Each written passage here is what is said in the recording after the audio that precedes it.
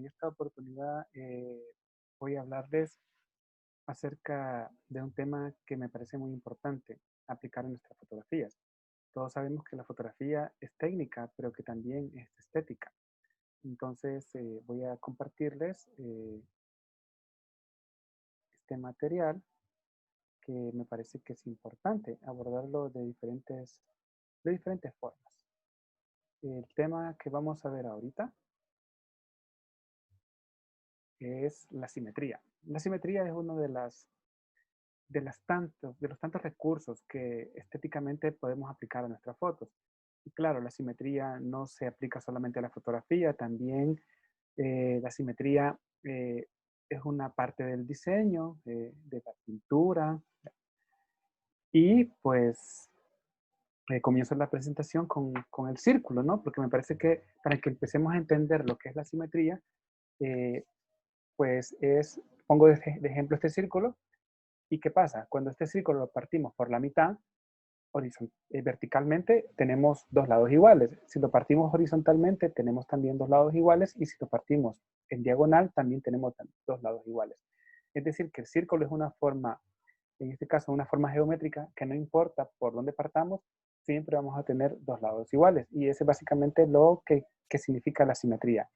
Eh, Cortar visualmente algo por el centro y obtener dos lados iguales.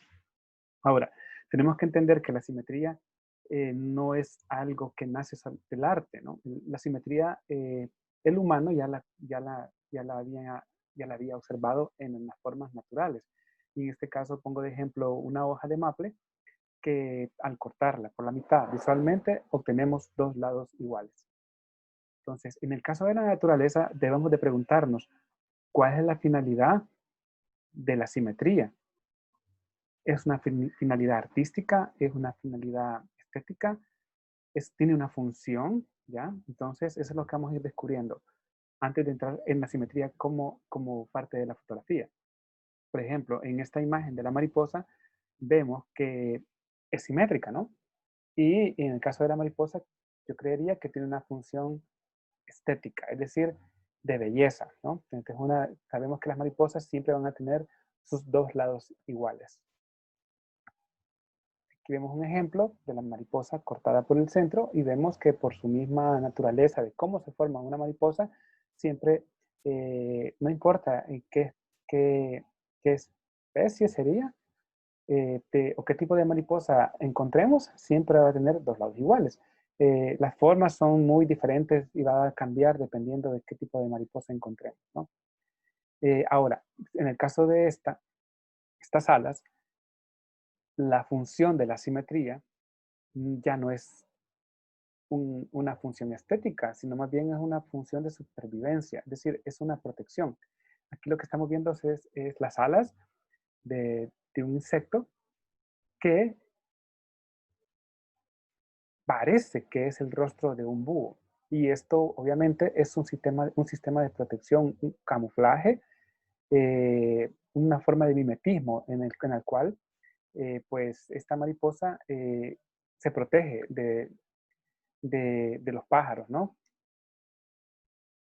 Ahora, cuando observamos las alas de una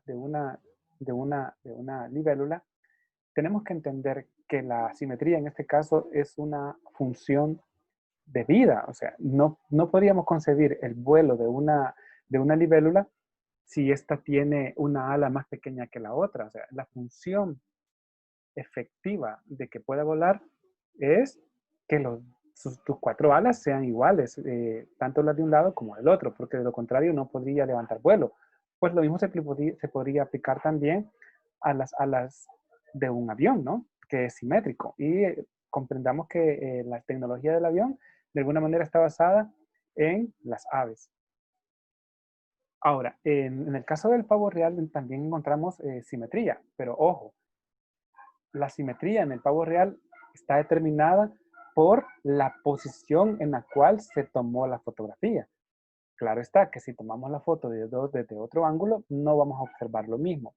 En el caso del pavo real, podríamos decir que tiene una función de belleza, una función de reproducción y también en algún caso una función de defensa, pues el despliegue de sus alas hace parecer que cada una de sus plumas es un ojo y al mismo tiempo se vuelve un atractivo sexual, ¿no? Para conquistar a su pareja. Entonces, para el pavo real, ser simétrico, esta belleza basada en la simetría, en el color también, tiene que ver con la procreación, ¿no? Con la perpetuar la especie. Ahora, en el arte también encontramos ejemplos de simetría. Este es un tríptico de una pintura. Y podemos observar aquí ya dos elementos. La simetría y la perspectiva, ¿no? Las columnas, esa columna, este pasillo que se va haciendo angosto visualmente para que el personaje principal de la pintura se destaque. Tenemos que entender que cuando queremos contar una historia en una pintura o en una fotografía, debe de existir un protagonista. Y en este caso, el protagonista es la imagen o esta evocación de la Virgen y el niño Jesús bebé. Entonces, nuestros ojos directamente por la convergencia de la perspectiva se van directamente hacia la imagen de la Virgen. En este caso, la perspectiva y asimismo la simetría nos obligan de alguna forma a que pongamos atención en el sujeto principal. Y vamos a ver diferentes ejemplos en el arte, ¿no? Donde el sujeto principal, o es decir, el protagonista de nuestra pintura, en este caso, esta pintura de aspecto bizantino, está al centro, rodeado de ángeles, de apóstoles, creería yo. Y pues en la finalidad aquí de la simetría es que el sujeto principal de la pintura está al centro. Ahora, en el caso de un rey, siempre, me imagino que más de alguno de nosotros habrá visto alguna película donde eh, podemos ver una escena donde aparece un rey y el rey está siempre en un lugar elevado y rodeado de su corte, ¿no? Eh, Cuando vemos una imagen de una persona en una corte, estamos viendo que tiene una figura de poder. Ahora, en el caso de la Santa Cena o de la Última Cena de Leonardo da Vinci, también vemos un ejemplo de simetría. Ahora, me gustaría que observaran que este es un detalle de la pintura y que no es simétrico. ¿Ya? Simétrico es, a pesar de que sabemos quién es el protagonista de esta pintura, no está el centro. Si no está el centro, no estamos hablando de simetría, ¿no? Tal vez podríamos hablar de una ley de los tercios. Aquí sí, en la pintura, ya en la toma completa de la pintura, podemos observar que Jesús, que es el protagonista de esta historia, ¿no? De la última cena, se encuentra al centro. Ahora, es importante destacar que la imagen es simétrica, pero el hecho de que sea simétrica no significa que los elementos alrededor tienen que estar en la misma posición, porque claro está que en esta imagen tenemos 6 apóstoles a un lado y 6 apóstoles al otro, pero no son las mismas personas, ¿ya? Están en diferentes posiciones, pero la idea de simetría se basa acá en que hay un sujeto al centro y 6 personas a cada lado. Es decir, no es una simetría por figura o por forma, sino por cantidad. En esta imagen tenemos otro ejemplo claro de la simetría. Tenemos a la Virgen y el Niño al centro, arriba, al fondo, y tenemos elementos a la derecha y a la izquierda, donde podemos contemplar varias figuras humanas. Tenemos la misma cantidad de figuras humanas, aunque digamos en un lado tengamos hombres y al otro lado tengamos mujeres, y tal vez la vestimenta cambie, pero sí el atuendo y la composición son bastante parecidas de un lado y del otro, así como la decoración que podemos observar aquí en esta parte de la pintura. Y bueno, hoy vamos a hablar, quiero seguir avanzando en esto de la simetría para que entendamos cuál es la connotación de la simetría en las cosas que vemos. En este caso, pues vemos un trono, ¿ya? Y vemos que todos los elementos no son iguales, algunos elementos no son iguales, pero sí en su forma general eh, vemos bastante simetría. En la parte de arriba podemos ver, por ejemplo, que los elementos se parecen, todos se parecen. Acá posiblemente la cantidad de animales son las mismas, pero son animales distintos. Pero eso quiero que vayamos entendiendo cómo se va manejando la simetría. En el, en el reino, en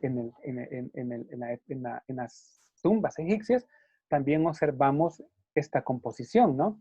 De los elementos escultóricos a un lado, en la misma posición, y ese caminito, ¿no? Que va hacia adentro y que nos indica que hay algo importante al fondo.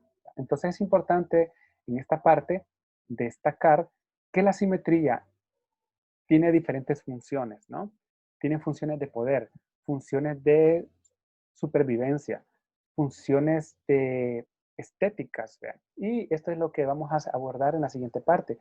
¿Cómo se aborda la simetría en la fotografía?